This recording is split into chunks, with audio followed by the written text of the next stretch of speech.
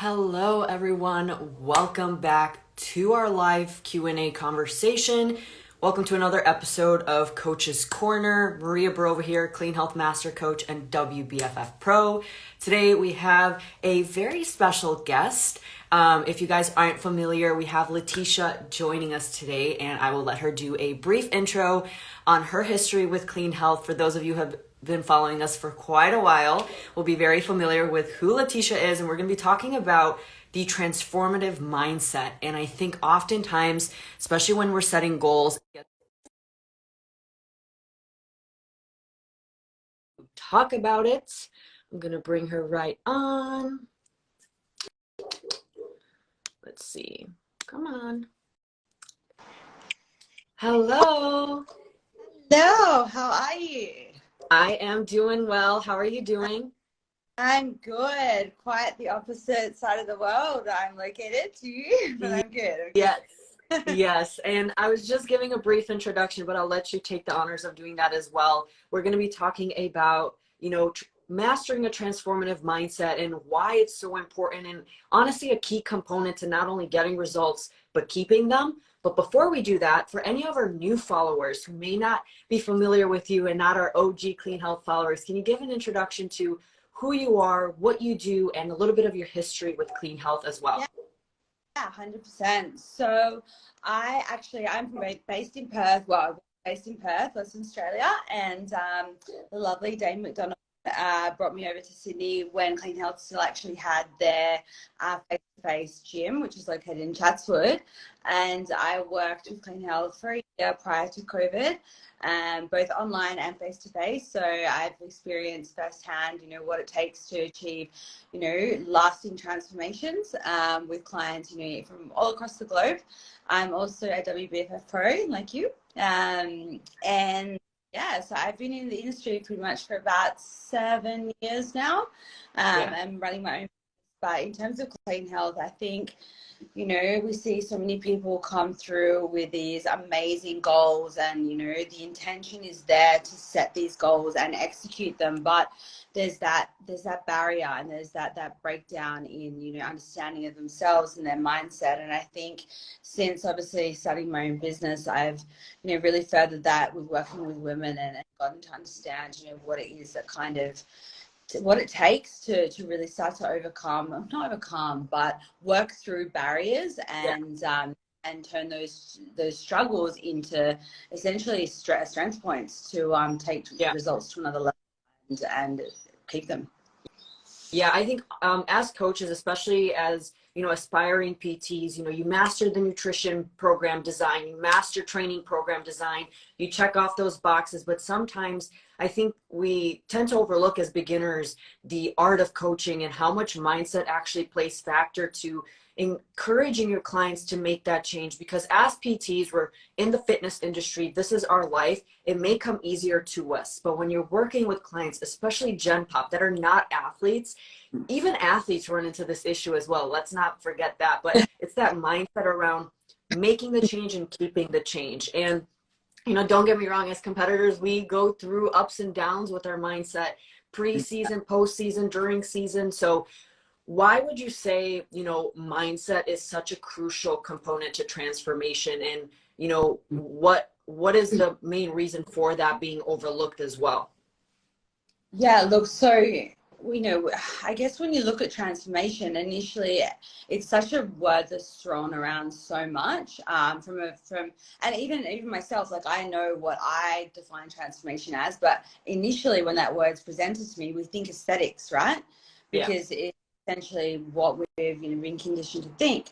Why is mindset so important when it comes to this? Because you can achieve an aesthetic result, great, and you might drop those 5 kilos, you might hit that in the gym, and that's awesome, and that feels great temporarily.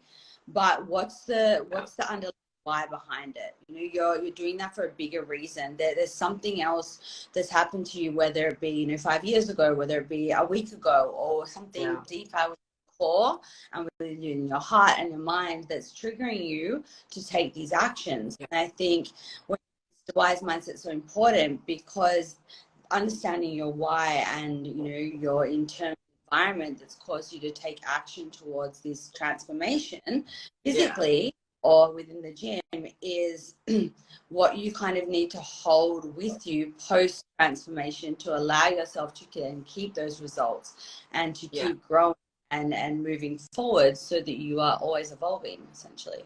Yeah, I think that's also true for athletes as well. Like, for example, speaking from my own experience, when I first started competing, it was more so of a fact of like, I thought that I needed to compete in order to be successful, or I needed to look a certain way in order to be respected as a coach. And, you know, when you start really dialing in to understanding why you're doing things, it's really going to put purpose behind your process. And if you're doing it for reasons that are more superficial or aren't as meaningful to you, you'll find that you fall into this cycle of finding excuses, shifting the priorities around it, why you can't actually get there. And I believe that, you know, when it comes to health and wellness, regardless what the goal is, without health, we have nothing. So it's really important to understand that no matter what the goal is, your health should always be a priority. And that right there should be the core of all of that.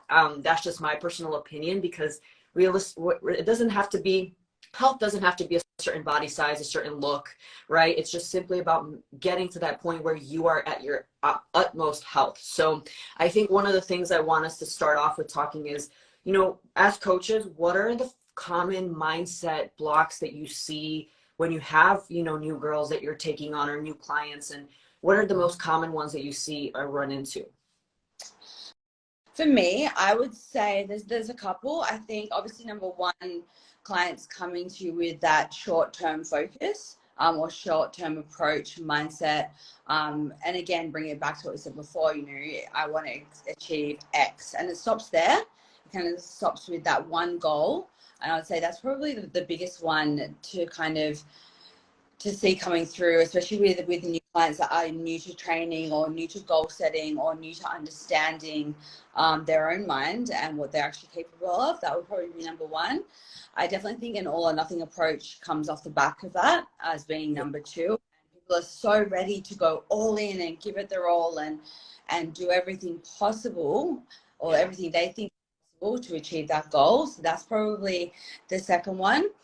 Playing small is a third one. I think people are so unaware. Well, it's changing now, but people tend to be quite unaware of what they're actually capable of. And that's probably a big limiting factor from a mindset perspective. And to give it a bit more relatability, let's take a simple example of being in the gym. People may think, oh, okay, let's select this weight, XYZ, or I'll be compliant with my nutrition this day. And whereas realistically, they have so much more potential to lift heavier, or if they just ask a question to their coach around, you know, something they're struggling with, that unlocks that new level of potential. So definitely playing small is another one. And I'd like to say as well, thinking people that they can do it on their own. Thinking I've actually got this on my own post 12 weeks. And it's like, well, you're sitting in front of, you know, a competitor, for example, that definitely doesn't have it together potentially after a show. We need that support. So I think there's some of the biggest ones I see coming through on a basic level with new clients especially. Yeah. I also would like to add, and it kind of goes into what you were saying, I think one of the big ones is just responsibility. It's really easy for beginners when you are setting goals, right? You hire a coach and you think the coach can magically solve all the problems you have. And at the end of the day, the coach is just there to guide you. The coach is the GPS. You are the driver to reaching those goals. And once you step into the shoes of, you know, that full responsibility of not just the actions that you portray, but also the outcomes, then you start understanding that you have more control than you think. That's one of the biggest things I have to tend to remind my clients, especially beginners, is if you're frustrated with the results, let's look at why you aren't able to be in full control. What's stopping you? Because if I could, and I know any coach would say this, give you the results, I would. If I could do the work for you, man, I would do it for everybody, but we can't. So I think one of the big ones that gets overlooked as well is just responsibility for your lifestyle. You know, there are certain things we can't control. So that's my disclaimer. There are going to be things that are completely out of your control, but there are a majority of things that we may think are not in our control but are very much in fact in control. Maybe mentally we don't feel like it, or we're like making excuses and things, but in reality, it's what can you action right now to help you get to where you want to be? Which kind of gets me into that next follow-up question on, when you are, encountering clients that are hitting those roadblocks, what are some ways you start practicing and teaching them to step into the shoes of a transformative mindset of being able to work around those mental mind blocks? 100%. I think one big thing that you just highlighted there is, well, that speaks to me is the growth versus fixed mindset, and I think people understanding how they can actually take responsibility for the goals they want to achieve, or taking ownership, let's call it that, is not understanding like that they're living in a fixed mindset. So, that fixed mindset, what does that look like? It looks like you said, excuses. It looks like, oh, I've slipped up, or it looks like, self-fulfilling prophecies, and I can't do this, I can't do that. So how I challenge my clients when they start to come into this space, and how I start to tease out that inner desire to live and operate from a place of growth, is challenging them with, okay, cool, like what can you do? Like, you want to achieve this goal, what can you do today, tomorrow? How can you change your internal environment? And by internal environment, I mean, how can you change what's going on immediately around you that is not helping you? How can you think a little different? So potentially, okay, you can't get up in the morning and be productive. Okay, cool. How can we set, what are you doing when you wake up? What are you doing to serve yourself in the morning to then feed the rest of your day and guide yourself along that path? I've got off topic, but it's okay. No. Yeah, I think essentially starting to educate clients around what is the actual difference between living and operating from a place of growth, and that comes with responsibility, curiosity, asking questions, understanding that you can educate yourself, and you can achieve these things by being curious, being open to possibility, being open to looking at people who are more successful than you, and being curious as to how they've gotten there, and perhaps reading their stories. I've gone so off topic here, but I think this is so important to like growth, whether that be in the gym or understanding how they can encompass transformation in all aspects of their life, and that it feeds into everything that they do on a daily basis. Yeah, and you didn't go off topic, because it goes right into, like I wanted to say, is you touched on it, and it's I think one of the biggest things is, and I saw this in my own transformation as well, as you have to see yourself as the person you want to become way before becoming that person, because that once you step into that identity, you start thinking like that person, acting like that person, having the actions of that person. So I like to use this example. You want to run a marathon, but you don't run. Well, before wanting to run the marathon, you got to be a runner, right? So how does a runner train, nourish, recover, practice? Like, you have to step into those shoes. And I think oftentimes where we see that block is they're interested in getting to that end goal, but are not ready to let go of who they are right now to get there. And that kind of is like, those characteristics that are of you right now, you're going to have to drop off some of those characteristics in order to grow into that person who is where you say you want to be. And I think that's exactly it. And the three words I like are be, do, have. We want the haves, and it's who do we have to be? What are the things we do to have the things that we want, or the life that we want? And transformation, it starts with, why is mindset so important in transformation? Because you have to understand your mind and your roadblocks, your strengths, your weaknesses, your struggles.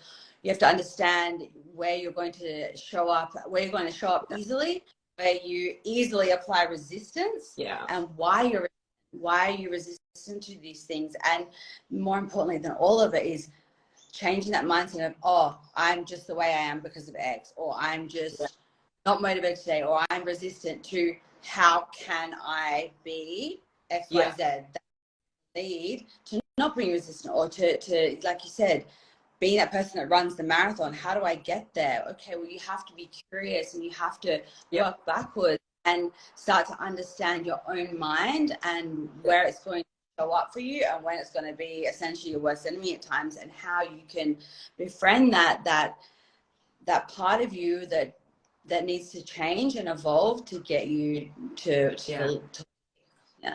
Yeah, and we all face levels of resistance, and although you look at someone who's successful and you think, oh, they just have it easy or everything comes easy to them. No, if anything, that person has mastered ways to overcome resistance. And I think resistance and failure are things that you need to expect when you're trying to transform your life or reach a new goal or be someone you haven't been, because that is going to be a sign of growth.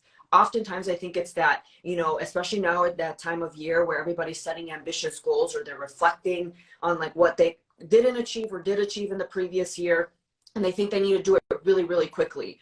Oftentimes when it comes to health and wellness goals, it's not going to be rapid. If anything, it needs to be slow and steady so that, one, you can get there sustainably, but also sustain the results that you get.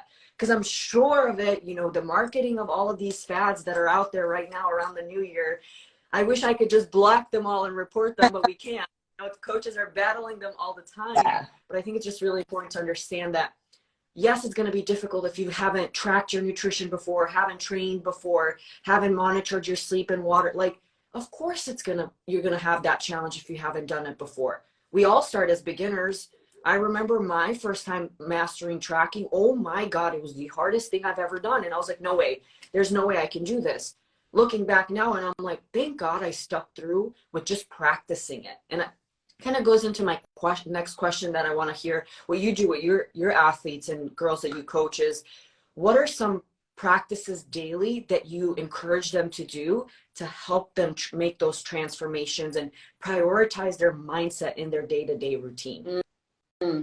Look, like I was saying a little bit earlier, it starts with, the moment you wake up. Yeah. And it starts with, like, a lot of it's centered around noticing. So noticing, okay, how do I feel when I wake up? And asking yourself, like, what do I need today? Yeah. I think the biggest for me with my girls is constant inquiry, like throughout the day, because it's so easy to wake up in all of the things that we need the day, and that's great, but they're doing things. When do we focus on the now, or sitting in our own energy, or being like we're human beings, but we do a lot of things, right? And that's great. We have to do things, but how can we do those things by being more present and more aware? So I think for me, like with my girls at the moment, the big thing I'm working on is obviously, we speak a lot about morning routines, and it's great on paper, but how can we actually address these routines and things like that and then carry them through the day? Well, I've come up with a little 5-step process that I work with the girls. So wake up, notice, how do I feel?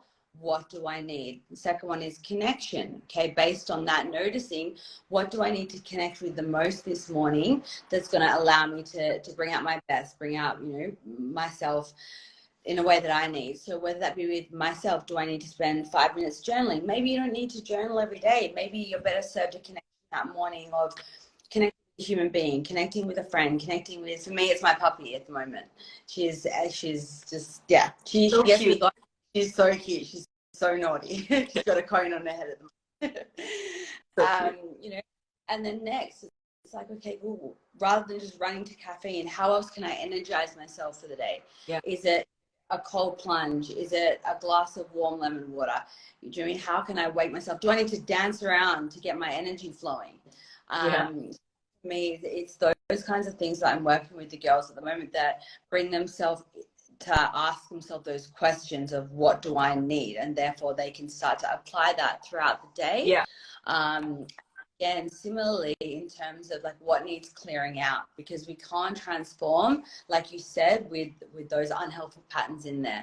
So what do I clear or cleanse? Do I need to clear my room? Do I need to have a difficult conversation with someone that's going to allow space to then welcome in new thoughts and new ideas potentially, if that makes sense? And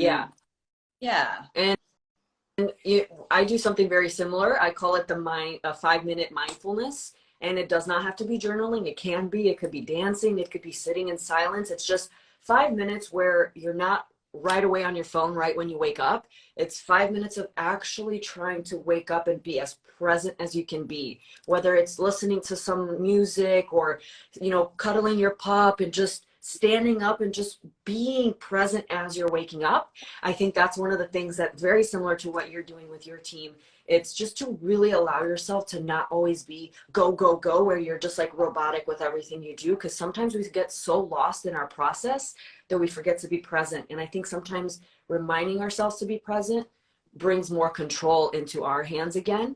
And don't get me wrong, routines are very helpful because they allow you to automate on days when you literally have nothing in you and you're just like, your body is doing it for you because of the habits that you've built. But we want to also ground ourselves and bring ourselves back to life, right? Back to earth and back to being present in our mindset of what am I actually doing, right? Are you chugging your coffee and running out the door? Can you wake up maybe 10 minutes earlier so you could sit, smell the coffee, taste it, just open up your eyes a little bit bigger, right? So those are the little things that I think sometimes we tend to overlook, but can completely change your day from rushing and being stressed and starting your day off stressed to starting off at a calmer state where you feel more in control. And, I think this is another thing. A lot of mindset coaches, there's a perception that you have to stay positive, positivity, think positive. It doesn't work that way, right? We get it.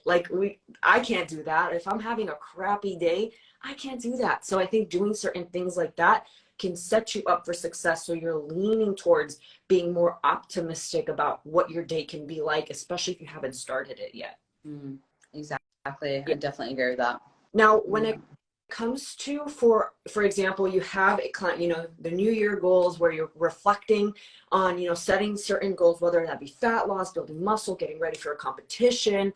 What are some key mindsets that you encourage your girls to have before tackling a new goal? So what are some key principles that you want them to start practicing when they are venturing into bigger goals or new goals that they may have not set prior? Yeah, absolutely.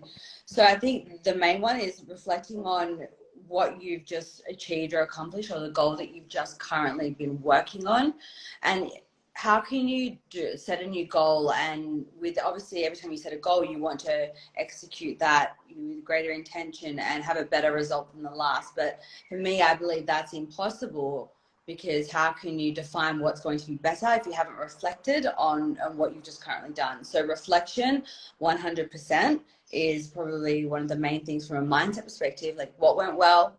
Where did I fall down? Yeah. Where did I need extra guidance or help? And what do I need to implement next time around to ensure that I have that support there in moments of weakness or in moments of struggle? What went well, where did I fall down, where did I struggle, and what did I feel when I achieved that goal, or not achieved that goal, and what does it mean to me?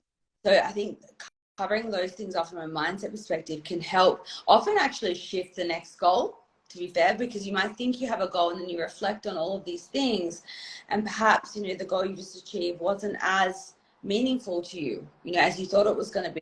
You want to kind of take on a different process. So for me, that's what I kind of get the girls to sort of do. And definitely, it obviously differs a lot if it's in the competitive world, because competitions are a different ballgame, as we both know. But from a general population perspective, I think there's some of the main things that I get everyone to reflect on. And I think perfect for this time of year as well, when you're looking to set those goals for next year.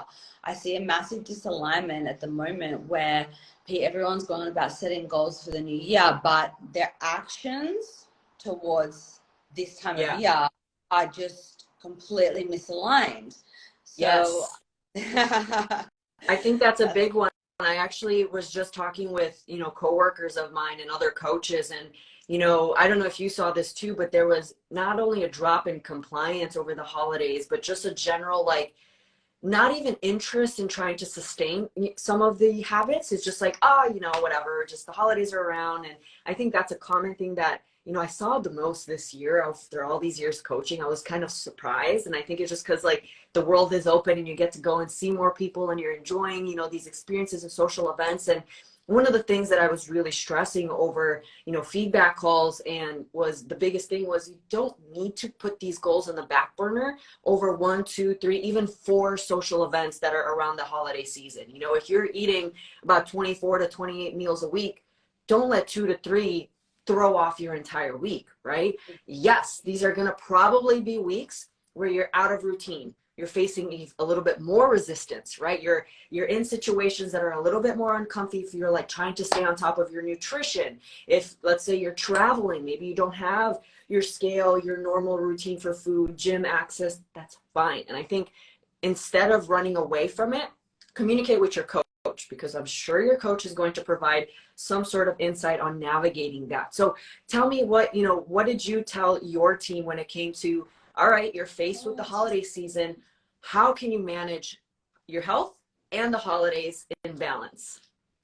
Yeah, look, I think I'm actually going to start this one by just bringing up a particular client of mine who, yes, it's not optimal to throw your goals out the window at this point in time, but what if your goal is to approach this time with communicating with your coach and coming up with a plan to be okay with letting go, but be a conscious decision and not just like, oh, whatever, it's the holidays. Because there is so much value to going, okay, I really want to take this approach of being really okay with being a bit more carefree and, allowing myself to not track after a year of tracking or whatever it is, but working alongside that. It's like one of the most powerful things you can do, because guess what?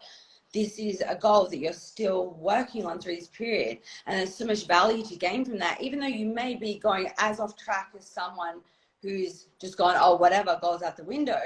You're actually doing that consciously and with intention, and that is a huge mindset win. That's probably one of the biggest mindset in my eyes you could have through this period. Of course. It's easy to stay on track if that's what you've always done, but to take that approach, but with intention, is really difficult. So I think that's probably one thing that people can really focus on through this time is if you're choosing to take an approach that is, completely away from what your normal goals are, then communicate that with your coach and have them there to support you and to give you that boost, that confidence boost that what you're doing is important and is essentially what we can't track forever. It's what you're going to have to do at some point in your life and be okay with that. So starting to master transitions now is a huge win. And it's going to make it that much easier when you do choose to pick up, your next goal in the new year. What else do I think people can do is really learn to educate themselves on the value of, calorie budgeting. We hear it all the time, but your coach in conjunction to allow yourself those untracked days and be okay with it, and asking those questions of what is your experience, or what can I do to ensure that I'm not trying to overtrain the next day, and those kinds of. That's a big one. Yeah, absolutely. And have a plan in place is probably the main thing. If you do, you're not taking a diet break off, you are still dieting and you still want to ensure that both your physique and your mindset is in check the next day. So there's some of the. I think, and adding on to that, it just depends on the client and their goal. I have girls that are very diligent about breaking a certain point where they want to hit that goal by a certain deadline. Then they have accepted the responsibility that they're going to probably require to be a little bit more meticulous about how they're approaching the holiday season. And then I have girls that at the end of the day, it's your decision, and that's the most important thing that you touched on. If you want to, not track and be present, I'm all for it. But the only thing that I really, really stress the importance of is making sure you're being mindful during those times. That doesn't mean you're going off the rails and going into eating behaviors like binging and then restricting the next day because you're not communicating with your coach and you feel guilty. If you're going to sit and have a meal without tracking it and have that freedom of being intuitive, because if you've practiced tracking and mastering that over time, being intuitive becomes a lot easier. When you don't have that skill in the background, that's when we start seeing, you know, people running into issues. Because if you're just being intuitive, maybe that's why they came to work with you. Yeah. But just being present during those times, you're filling your plate with things that will nourish your body, whether there's sweet treats, whether there's protein and fiber, whatever it may be, but simply just being present so you're not encouraging, you know, those negative eating behaviors, especially with those clients that may potentially have struggled with that in the past. So it really just depends on the clients that you're working with and what you need in that moment and what you value more. Do you value your goals? Are you really diligent about hitting a specific physique goal? Or do you want to be more present with family? How can you do both, right? So I think at the end of the day, if you have a coach, there's no reason not to communicate with them during this time, right? Yeah. You don't have to take a break if you're not 100% on. We're going to help you get through the ups and downs and the, you know, having a little extra sweet treats or having the, you know, pie from grandma's house or something like that. That's fine. That's what we want to encourage, not for you to say no to things because you think you have to in order to reach your goal. Again, it's those 2-3 meals out of what, 20-30 meals that you have a week. It's really not going to hinder your success as much as we may think, right? Yeah, definitely. And sorry, Go No, you go. Go. Last point I was going to add to that is, I think for the majority of people, are kind of the majority of girls I'm working with, it's somewhere in between. Like everyone has a goal, but they also want to kind of really, you know, it's been a hard few years. Like it's our first year out of COVID, really. And I think for the majority of people, the questions I'm being asked is, I don't want to track on these days, but I still want to be, you know, accountable. And perhaps it is for some people, even a lot over here because it's beautiful weather and everyone's out at barbecues and picnics and stuff, which is a lot more picky food, making it a little track or even account for in a calorie budget. I'm getting those questions of, okay, cool, how can I be really relaxed but still be, you know, on track with my aesthetic goals? And for me, it's about setting like setting clients, and this may be really helpful for some of you out there, set 3 non-negotiables with your coach. And that might be something like, let's use a cheese ball, for example, super calorie dense, right? They're the things we don't necessarily, if we're going to be having a lot of these big meals that we have agreed we want to have untracked and have flexibility, you know, making 3, you know, non-negotiables with our coach. Okay, cool. I'm going to have XYZ pieces of cheese, and that's where I'm actually going to call it with that. So having boundaries within the flexibility, you know, and that's probably the main thing that I'm really working on with the girls at the moment is flexibility, non-tracking days and events, but certain certain boundaries within them that they are setting themselves. Yeah, I think that's super helpful. And it just, again, goes back to giving you more control and taking responsibility versus, you know, letting the food control you, overriding the actual memories that you could be making and then feeling guilty afterwards. That's the one thing we want to encourage avoiding. So that's why, you know, you want to go into these events with that mindful practice and having those non-negotiables, or, you know, having some set of objectives and structure, not to restrict yourself, but simply to help guide you so that you do feel in control. And guess what? If you go over that and you do have a few more pieces of cheese or whatever, you don't need to continue that spiral down and feel like you have to fix whatever it may be. Again, it just depends on the goal. Now, if you're going to be competing and you did something like that, very different. But if you're, you know, a Gen Pop client where the deadline is kind of flexible, then it's important to just take the stress off. And I kind of wanted to talk one more point before we wrap up this live about the mindset is the difference between being interested and being committed, and how you know if someone is ready to make that transformation. So again, we're going to have clients that are setting new goals. How, as coaches, and for all of our coaches or aspiring PTs that may be watching this, how do you know if your client is ready to achieve that goal that they set with you? Sorry, just cut out a bit there. What was the end of your question? Sorry, Maria. Oh, no, it did buffer a little bit. I said, how do you know, as for any new clients that you may have, how do you know that they are ready to make that transformation and reach the goal that they set with you? How do you know if that goal is appropriate for them, and are they ready to transform and get there? I think the biggest pivotal moment I see is when they start taking certain actions and reflecting on those actions, whether they be positive and helpful or unhelpful, Yeah. and the owner component, and reflecting on all of that without me having to ask them, and it coming back to me in the check-in. That's the moment for me. I go, okay, cool, like you're on that path, because that's the key to true transformation. That willingness to own and create responsibility and create a personal inventory daily of what is helpful, what is not helpful, and what needs to change, and what is serving them, what's working well. And it can come from the simplest of things, of a client that I've been pestering for months to send training videos, something so simple, and all of a sudden they go out of their way and they film everything for 3 weeks. Or do you know what I mean? Or if a client, when I experience the exact same. Yeah. Say, hey, I'm actually not changing your program after week 4 because I haven't seen what a week 4 intensity looks like. And they go, oh, what does that mean? How can I push myself in week 5 and show my coach and understand what is she's trying to get out of me to push me to grow? When those questions, self-inquiry, and that willingness to be on the level I want them to be able to connect and communicate with me, when I see that start to come through, that's when I'm like, okay, cool. Now you're leveling up and now you're ready.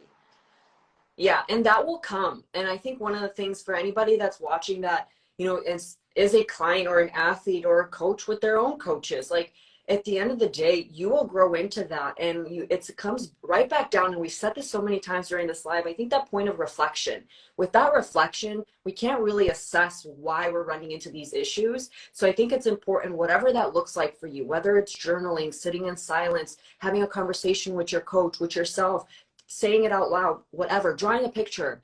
You need to take the time to reflect and see why things are the way that they are, so you can find what is the source of that bottleneck that's stopping you from getting there. And one of the questions I like to bring up for my girls, who maybe aren't sending their training videos or as compliant or things like that, the same issues that, most coaches will run into with certain clients, is are you interested, or are you committed to reaching that goal?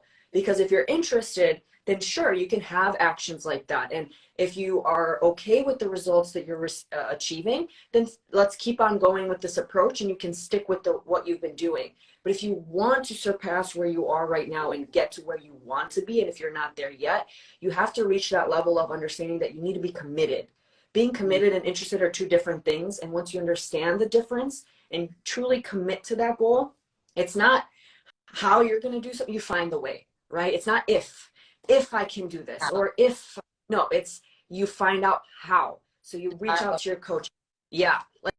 Like you talked about with your athlete, how can I show you that I am pushing properly with my training sessions? Not, I think I'm pushing hard, or I did, and they didn't track any workouts. We're like, I don't know how hard you pushed. I haven't seen numbers. I haven't seen videos. So it's really important to, when you're setting these goals, reflect on, are you interested in reaching them, or are you committed? Because if you're committed, you're going to find the way. Sometimes it'll be harder than others, but you will find the way. And the committed part, like when a client is truly committed, you notice that they start to make those changes outside of, and their check-ins will no longer just be about training and nutrition. You will see the changes they're making in their life, the questions they're asking about their own personal lives. Their hobbies may start to change. They may start to be more conscious in what they're surrounding themselves in their environment. They might start to hang out with people that have, people that are challenging them and pushing them to make greater changes. So you start to see all of those changes and shifts happen throughout their life, because like we said, transformation doesn't just happen, aesthetically. It comes from within, and it's an internal conscious shift. Is based on action, decision, reflection, and like you said, a commitment to wanting more, and asking any kind of question or getting any kind of help that they need to allow them to travel along that path. Yeah. And honestly, this conversation, we can go on and on, because when it comes to mastering the mindset, it really isn't as easy as let's cram it into like 30-40 minutes, because it does take practice. But I do hope that anybody that was watching or is watching the replay of this can really take some gems out of this, on things that you can start to implement right now to help you master that transformative mindset. And if you enjoyed listening to our wonderful lecture,